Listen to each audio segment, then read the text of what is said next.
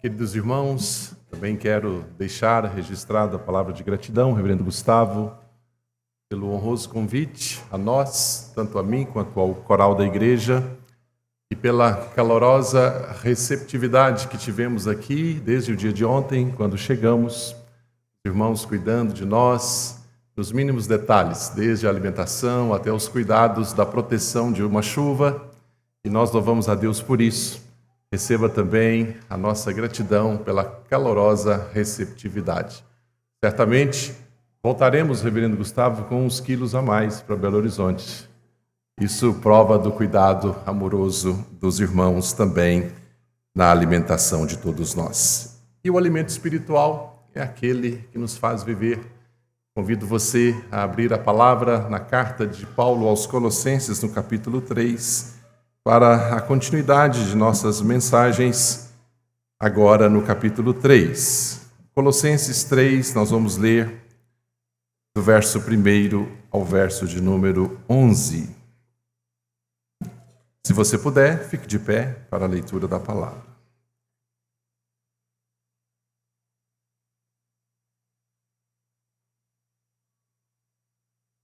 Colossenses 3, de 1 a 11. Diz assim a palavra do Senhor: portanto, se fostes ressuscitados juntamente com Cristo, buscai as coisas lá do alto, onde Cristo vive, assentado à direita de Deus. Pensai nas coisas lá do alto, não nas que são aqui da terra, porque morrestes, e a vossa vida está oculta juntamente com Cristo em Deus. Quando Cristo, que é a nossa vida, se manifestar, então vós também sereis manifestados com Ele em glória. Fazei, pois, morrer a vossa natureza terrena, prostituição, impureza, paixão lasciva, desejo maligno e a avareza, que é a idolatria. Por estas coisas é que vem a ira de Deus sobre os filhos da desobediência. Ora, nessas mesmas coisas andastes vós também noutro tempo, quando vivíeis nelas. Agora, porém, despojai-vos igualmente de tudo isto: ira, indignação, maldade, maledicência, linguagem obscena do vosso falar. Não mintais uns aos outros, uma vez que vos despistes do velho homem com os seus feitos, e vos revestistes do novo homem que se refaz para o pleno conhecimento segundo a imagem daquele que o criou, no qual não pode haver grego nem judeu, circuncisão nem incircuncisão, bárbaro, cita, escravo, livre, porém Cristo é tudo em todos. Graças a Deus pela palavra do Senhor, que é uma fonte inesgotável de riqueza e de sabedoria. É lâmpada para os nossos pés, é luz para os nossos caminhos. Vamos orar. Ó Deus, louvado seja o Senhor pela palavra que acabamos de ler. Conduza-nos, ó Deus, nas veredas da justiça por amor do seu nome. Abra os nossos olhos espirituais. Assim como o salmista nós oramos, desvenda os nossos olhos, para que possamos contemplar as maravilhas da tua lei e do teu evangelho. Essa é a nossa oração por iluminação do teu Espírito, no nome de Jesus. Amém. Podem assentar. O capítulo 2 da carta aos Colossenses, para você que conhece bem a carta, oxalá tivéssemos tempo de enveredar pelos 4 capítulos em detalhes. No capítulo 2, Paulo evidencia um forte desejo de ver o crescimento espiritual dos colossenses. Afinal, é o crescimento espiritual, irmãos, que nos protege. A igreja é protegida quando ela tem conhecimento espiritual. Ela é protegida do falso ensino, dos falsos mestres. A maturidade espiritual afasta a superstição, afasta o legalismo, o ascetismo, o misticismo. O falso ensino escraviza as pessoas. O verdadeiro ensino, o verdadeiro evangelho liberta. Conhecereis a verdade e ela vos libertará. Isso não é jargão político, é palavra de Deus. O falso ensino despreza a simplicidade do Evangelho. Ele está sempre em busca de algo novo que impressiona as pessoas. Paulo disse aos Gálatas que se alguém, até mesmo um anjo, vindo do céu, pregar evangelho que vá além do verdadeiro, do evangelho da graça, seja anátema, maldito, reprovado. Gálatas capítulo 1. O escravizar leva a uma observância desenfreada de usos e costumes, regras e mais regras, preceitos e mais preceitos, leis dietéticas, cerimoniais, que usurpam o lugar de preeminência que Cristo precisa ocupar em nossas vidas. Vimos no sermão anterior que Cristo precisa ocupar primazia na nossa vida. Afinal, Ele é supremo na salvação, na criação e na igreja. Em Jesus encontramos todos os tesouros da sabedoria e do conhecimento. Olhe o versículo 3 do capítulo 2 da carta. Verso 3 do capítulo 2. Em quem, falando de Cristo, todos os tesouros da sabedoria e do conhecimento estão ocultos. Verso 4, assim digo, para que ninguém vos engane com raciocínios falazes, pois embora ausente quanto ao corpo, contudo em espírito estou convosco, alegrando-me e verificando a vossa boa ordem e a firmeza da vossa fé em Cristo. Não há nada que produza mais alegria na vida de um líder espiritual do que ver a igreja, o corpo de Cristo, caminhando firme nas promessas do Senhor com maturidade espiritual. Não podemos ser como meninos agitados de um lado para o outro, mas devemos nos refugiar em Cristo e em Sua palavra. Devemos então, irmãos, fugir do ensino falso, que destaca normas humanas e proibições acima da graça de Deus. Se nos capítulos 1 e 2, Paulo apresenta a supremacia de Cristo, da sua pessoa e obra, nos capítulos 3 e 4 da carta, ele apresenta a submissão da igreja a Cristo. Afinal, se ele é supremo na salvação, na criação, na igreja, na minha, na sua vida, em nossas vidas, nós devemos então, como resposta a esse entendimento, nos submeter a Ele. É como a palavra que pede uma submissão da esposa ao marido, e muitas vezes o mau entendimento leva o marido a exigir isso da esposa. Mas se ela não for submissa a Cristo, tampouco será ao marido. A nossa submissão é a Deus. É debaixo dessa submissão que nos submetemos às autoridades humanas, que nem sempre concordamos, é claro, quando elas desviam. Mas é perante esta submissão a Cristo que nós nos submetemos. É que levou o apóstolo Paulo, em Romanos 13, a falar sobre isso. A submissão às autoridades humanas, por amor a Cristo. Se Cristo é Senhor, Ele é supremo. Se Ele é supremo, eu preciso me submeter a Ele. Inicialmente, nesse capítulo 3, Paulo fala das consequências ou dos resultados de nossa união com Cristo. A tese é: a união com Cristo afeta a nossa maneira de viver. Na teologia reformada, nós chamamos essa união de união mística. A união é chamada mística não por ser algo esotérico, mas sim por causa de ser um mistério divino, profundo e espiritual.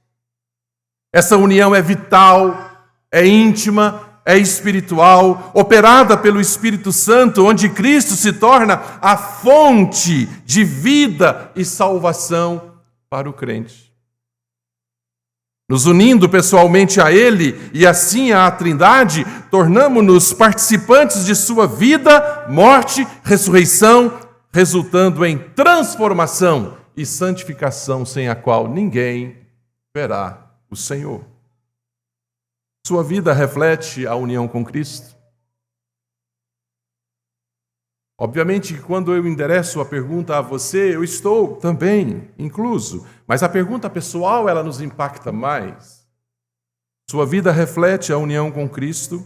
As pessoas veem você, Cristo? Essa união nos faz submissos a Cristo. O que produz essa união? Em primeiro lugar, os versos de 1 a 4, vamos ao capítulo 3, nos ensina que essa união nos faz buscar e pensar nas coisas lá do alto. Observe o texto. 3:1. Portanto, se fostes ressuscitados juntamente com Cristo, buscai as coisas lá do alto, onde Cristo vive, assentado à direita de Deus. Pensai nas coisas lá do alto, não nas que são aqui da terra, porque morrestes e a vossa vida está oculta juntamente com Cristo em Deus. Quando Cristo, que é a vossa vida, se manifestar, então vós também sereis manifestados com Ele em glória. Qual é o apelo aqui dos 4 primeiros versículos? A santificação. Esse processo é de Deus em nossa vida, mas que na linguagem dos teólogos reformados nós cooperamos com Deus.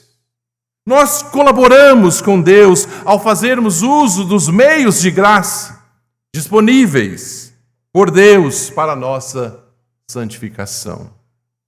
A santificação, irmãos, não pode ser alcançada por meios de filosofias humanas, cumprimento de regras, experiências místicas, rigor ascético.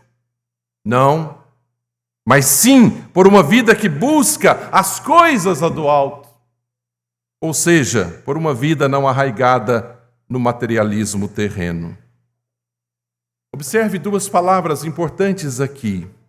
Pensai e buscai. Buscai e pensai. É como uma via de mão dupla. Não somente pensar, mas buscar. É como aquela pessoa que vê você vindo para a igreja e diz: ei, ore por mim. Ela está pensando, mas ela não está buscando. Ela não diz: eu vou com você para a igreja. O verbo buscar implica em esforço permanente. A ideia é de uma busca até encontrar. Eu busco. Eu não somente penso, mas eu busco. Literalmente, o texto pode ser entendido assim: estejais constantemente buscando. Jesus afirmou no Evangelho que nós devemos buscar, em primeiro lugar, o reino de Deus e a sua justiça, e estas coisas, não todas as coisas, como ouvimos muito, estas coisas, ele estava falando de comida, bebida e vestimenta, estas coisas vos serão acrescentadas. Portanto, não vos inquieteis com o dia de amanhã, pois o amanhã trará os seus cuidados. Basta ao dia o seu próprio mal. Mateus 6, 33 e 34. Mas também no capítulo 13 de Mateus 45 e 46, ele diz: o reino dos céus é semelhante a um que negocia e procura boas pérolas. Tendo achado uma pérola de grande valor, vende tudo que possui e compra. Pensai e buscai. Qual é a pérola que você busca e procura? A batalha da santificação, sem a qual ninguém verá o Senhor, exige busca constante e permanente. A batalha do aperfeiçoamento espiritual começa com mudança de mentalidade, mudança de foco. As coisas lá do alto são os valores espirituais, ou seja, tesouros existentes, agora revelados em Cristo, que eu busco. Não abro mão, eu busco. Eu não somente penso, mas eu busco. A nossa união com Cristo, irmãos, é o fundamento da vida de santificação que o cristão deve perseguir, deve buscar.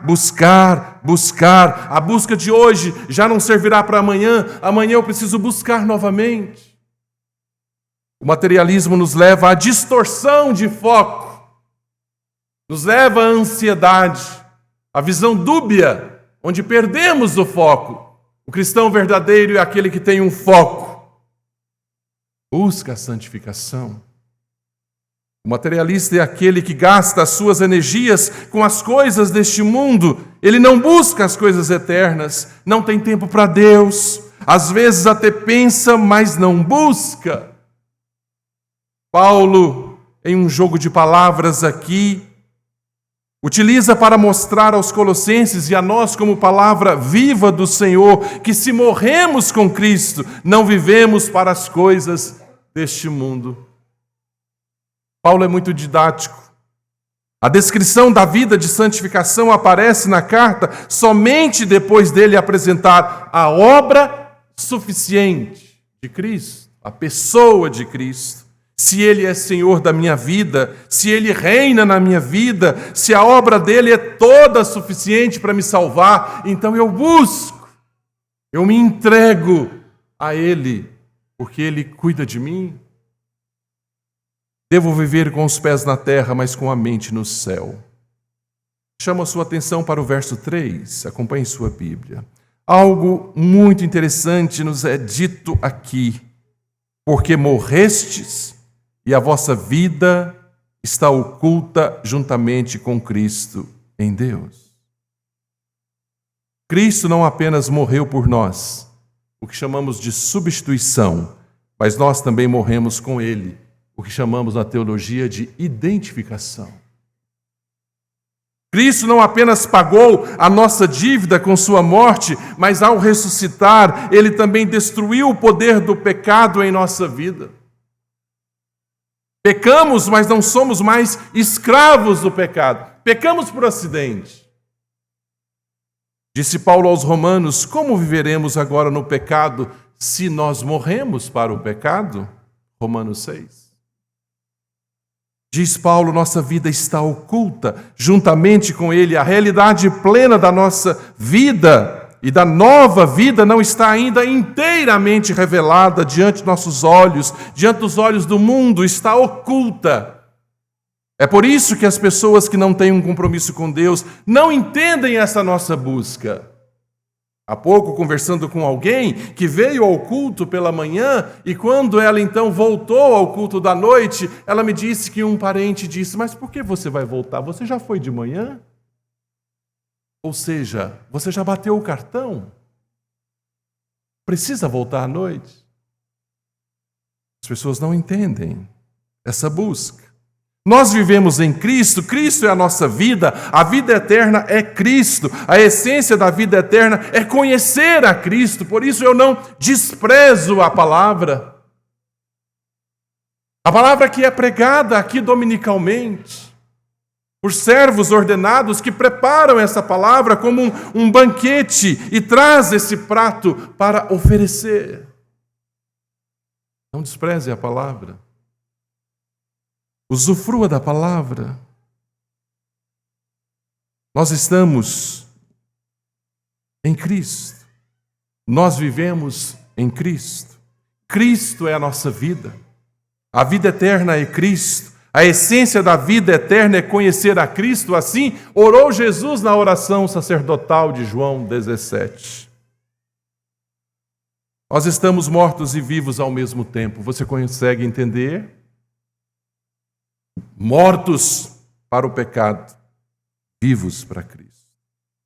Paulo disse aos Filipenses e aos Gálatas: para mim o viver é Cristo. Logo, já não sou eu quem vive, mas Cristo vive em mim, e esse viver que agora tenho na carne, vivo pela fé no Filho de Deus que me amou e a si mesmo se entregou por mim.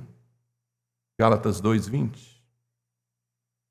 Diz o verso 4 do nosso texto que quando Cristo, que é a nossa vida, se manifestar, então vós também sereis manifestados com Ele em glória. Preste atenção, a ética cristã a conduta no viver possui uma expectação do retorno de Jesus.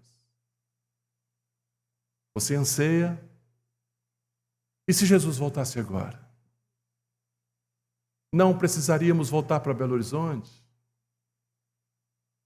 Nós iríamos para o céu juntos, para a morada eterna. A ética cristã, a conduta no viver possui essa expectação do retorno glorioso de Cristo. Você deseja?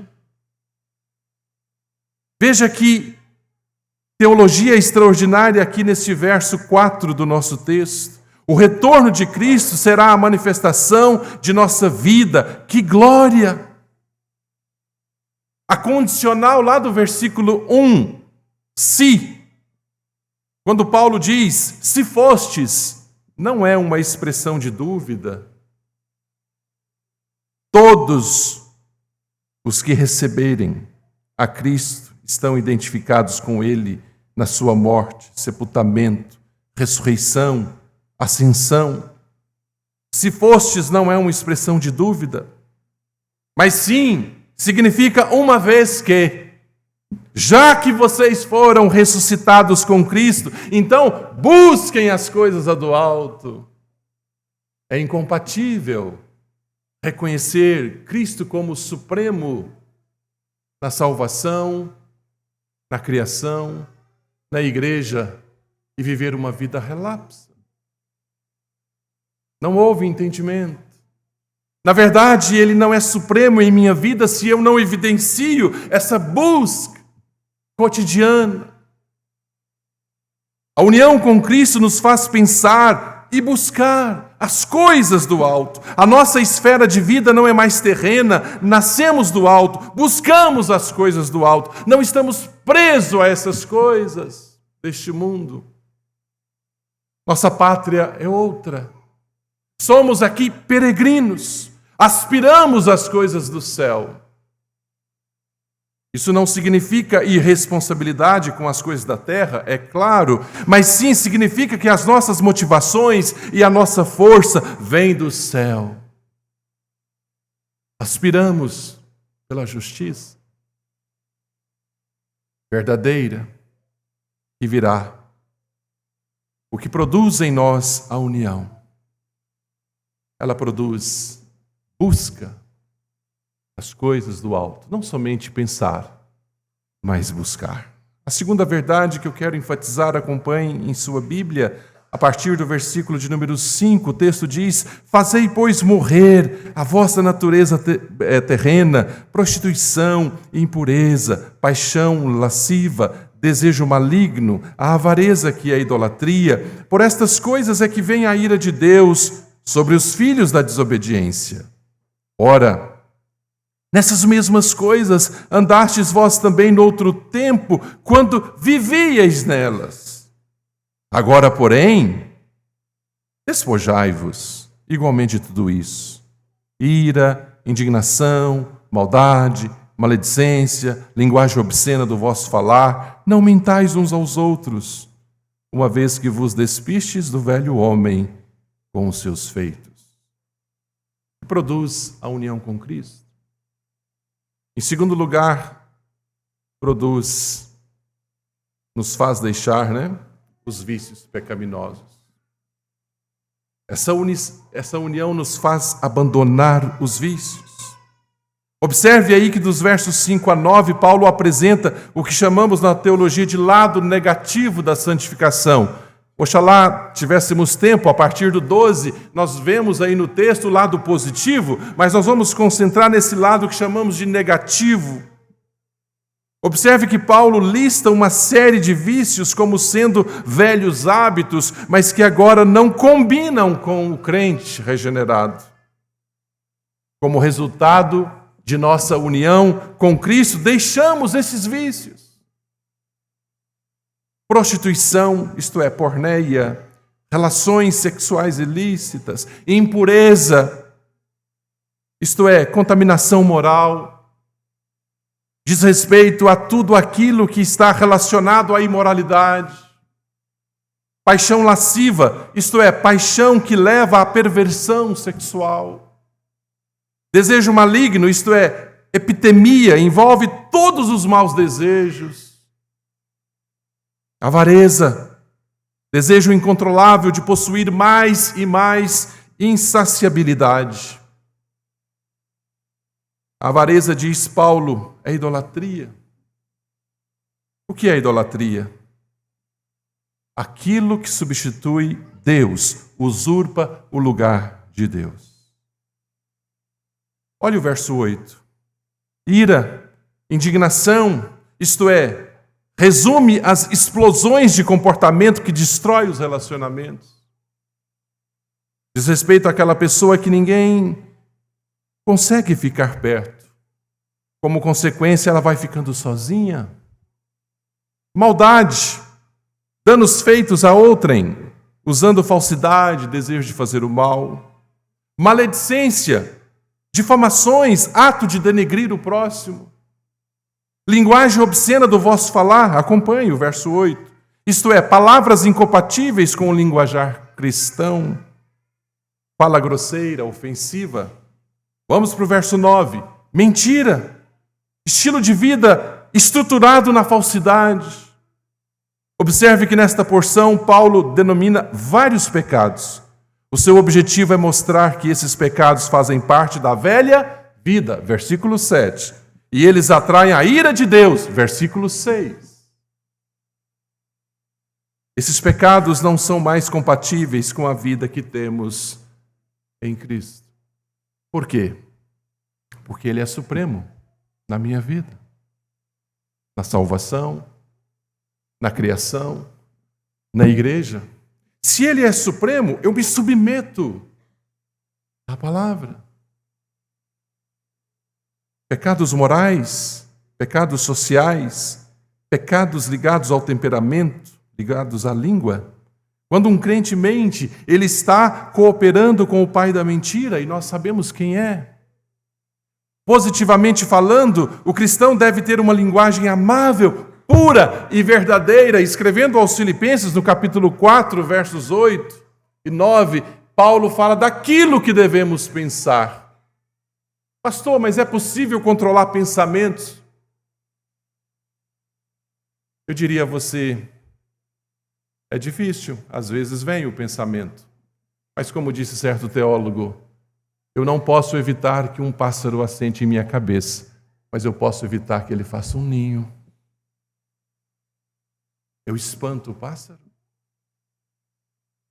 Quando um crente coloca o alvo da sua vida, a busca da santificação, sem a qual ninguém verá o Senhor, ele vai encher a sua mente e o seu coração com a palavra. E quando pensamentos ruins vierem, ele vai espantar esses pensamentos pelo poder da palavra que opera em sua vida. A união com Cristo nos faz pensar e buscar as coisas lá do alto. A união com Cristo nos faz deixar os vícios pecaminosos. Mas uma terceira verdade, eu chamo a sua atenção a partir do verso 10. 10 e 11. E vos revestistes do novo homem que se refaz para o pleno conhecimento segundo a imagem daquele que o criou, no qual não pode haver grego nem judeu, circuncisão nem incircuncisão, bárbaro, cita, escravo, livre, porém Cristo é tudo em todos. Em terceiro lugar, o que produz em nós a união com Cristo, a submissão a Cristo, é que essa união nos refaz para o pleno conhecimento de Deus. Como anda o seu conhecimento de Deus? Isaías, quando da sua visão, em Isaías 6, primeiramente ele teve uma visão de Deus. O conhecimento de Deus é que norteia o nosso conhecimento. Quanto mais eu conheço a Deus, mais eu me conheço. Isaías teve a visão do Todo-Poderoso. Em seguida, ele teve uma visão dele mesmo: ai de mim, estou perdido. Em seguida, ele teve uma visão do povo que estava ao derredor. Habito no meio de um povo de impuros lábios. E os meus olhos viram. Ele tem uma visão da purificação. Ele se quebranta, pede perdão, para em seguida ele ter uma visão da missão. Eis-me aqui, estou pronto, Senhor. Muitas vezes queremos despertar uma visão da missão, sem primeiramente obter o conhecimento de Deus. Tudo começa com o conhecimento de Deus.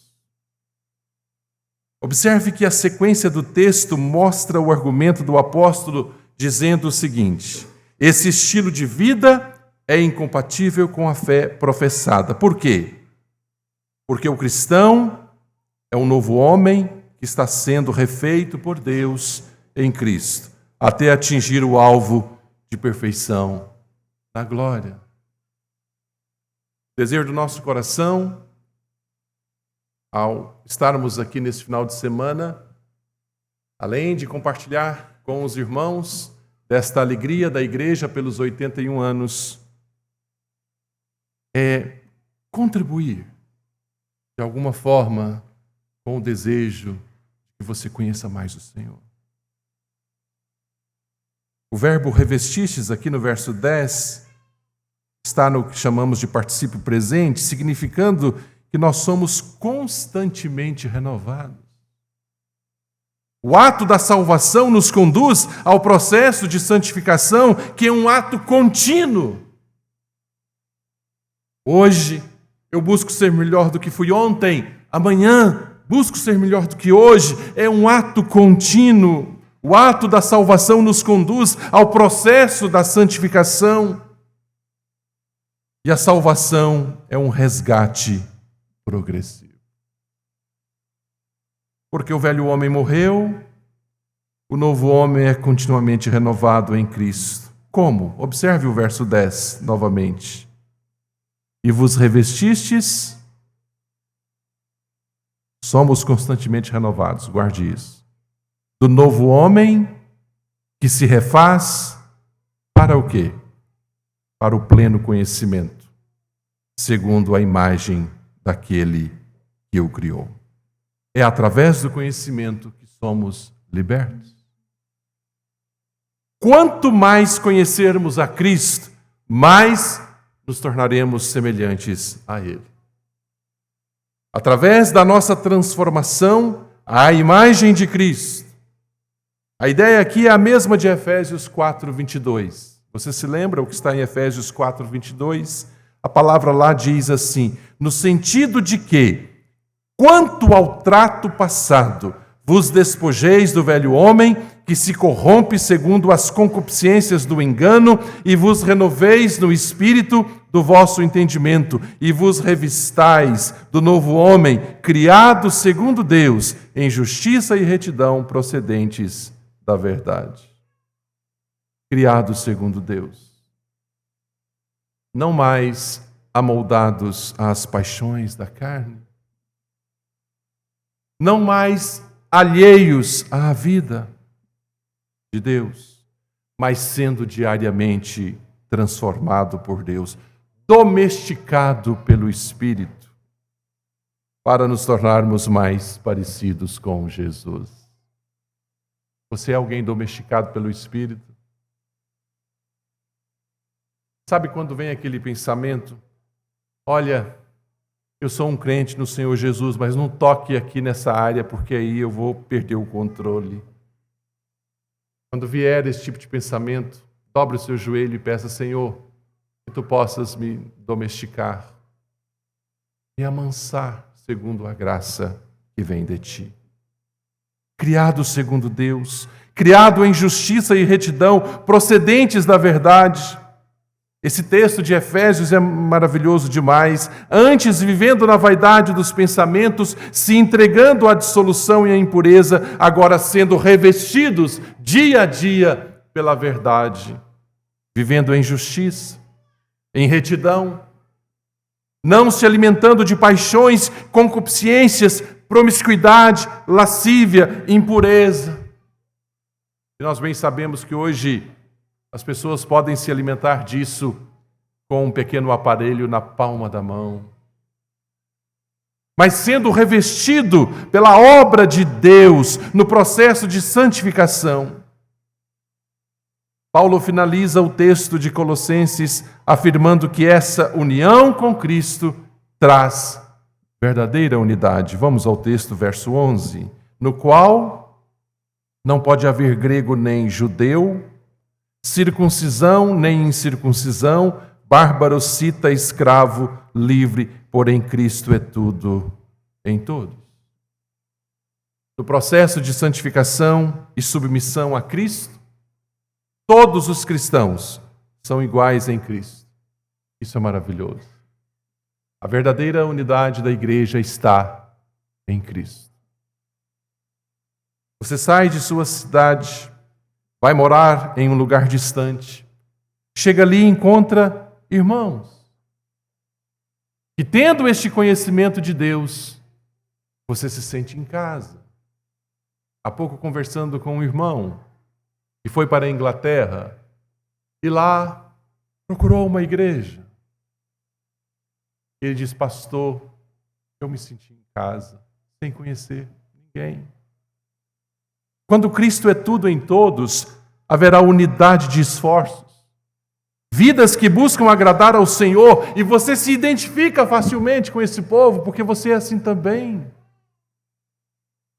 Conhecendo o contexto dos Colossenses, é maravilhoso entender esse verso 11 dentro do pano de fundo daquela igreja. Afinal, existiam ali os legalistas, exclusivistas, que criavam castas especiais. Paulo diz: em Cristo não pode haver distinção, grego ou nem judeu, circuncisão, nem incircuncisão, bárbaro, cita, escravo, livre, porém Cristo é tudo. Essa é a supremacia de Cristo na igreja. Abrimos mão de coisas que às vezes para nós era muito caro, mas em Cristo nós abrimos mão.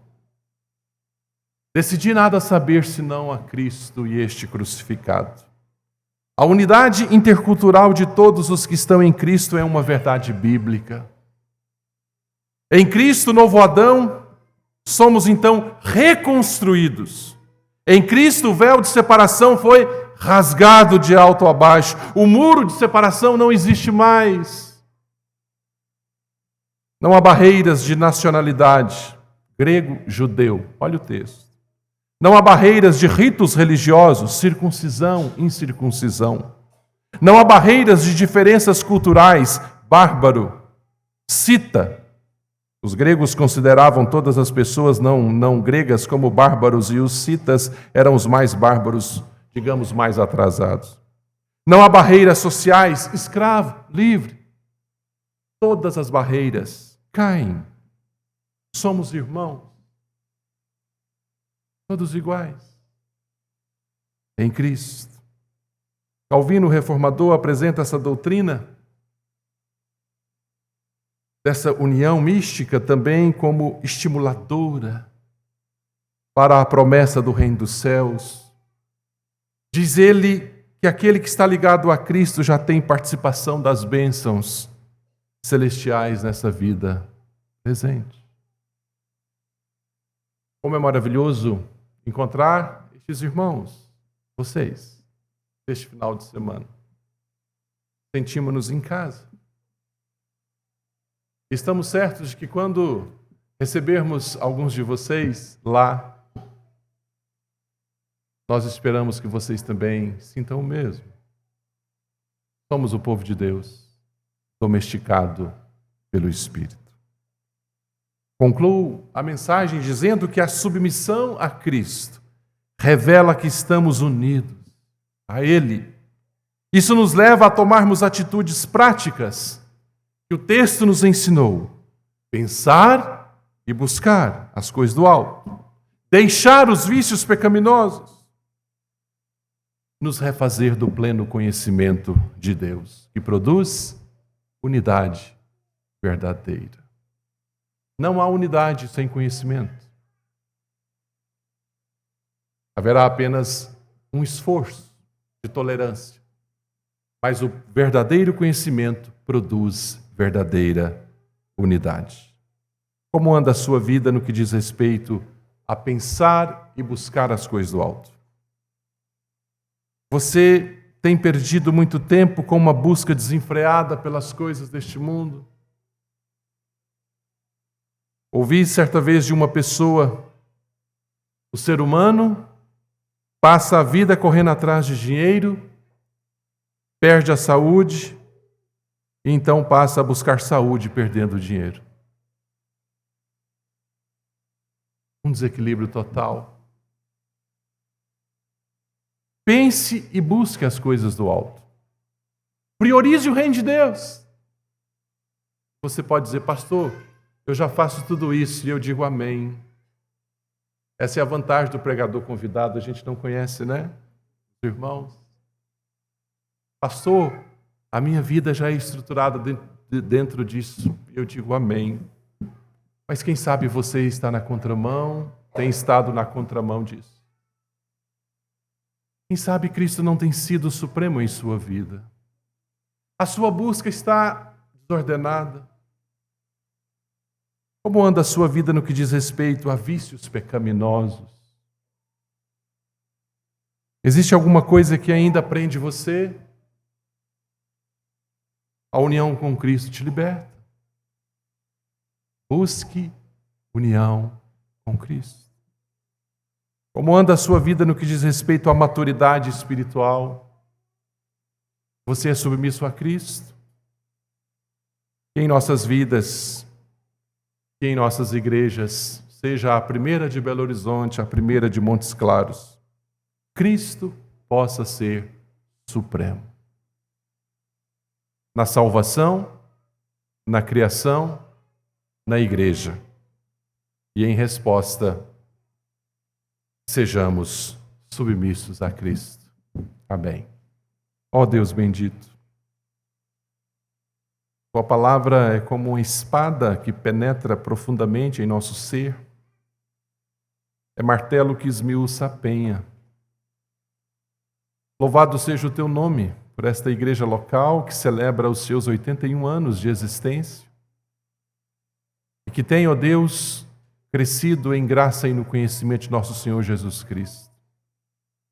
Eu te louvo, ó Deus, por esta maturidade, por este crescimento. Somos carentes, ó Deus, de conhecer mais o Senhor. Conceda a nós o desejo de buscar este conhecimento.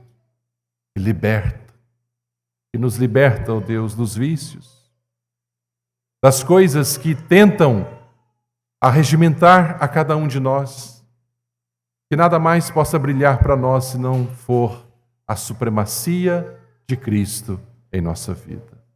Que as pessoas vejam em nós a luz de Cristo e que deseje segui-lo pelo testemunho da tua igreja, aqui em Belo Horizonte e onde quer que encontre uma igreja do Senhor. Que possamos buscar isso, ó Deus. Não apenas pensar, mas buscar. Dê-nos maturidade espiritual na caminhada da fé. Aumenta, ó Deus, cada dia mais o nosso desejo de ler a Tua palavra. Não permitas que possamos desprezar a Tua palavra, pregada, ensinada. Os sacramentos, conforme participamos nessa noite, mas que haja cada vez mais desejo sincero do nosso coração de utilizar dos meios de graça para o nosso crescimento espiritual. Abençoe esta querida igreja, o seu conselho, o seu pastor, os pastores da igreja, presbíteros, diáconos, sociedades internas, forças de integração.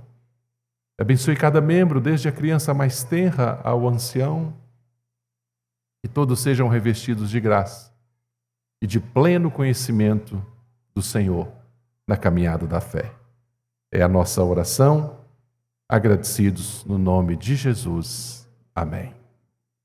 Deus os abençoe.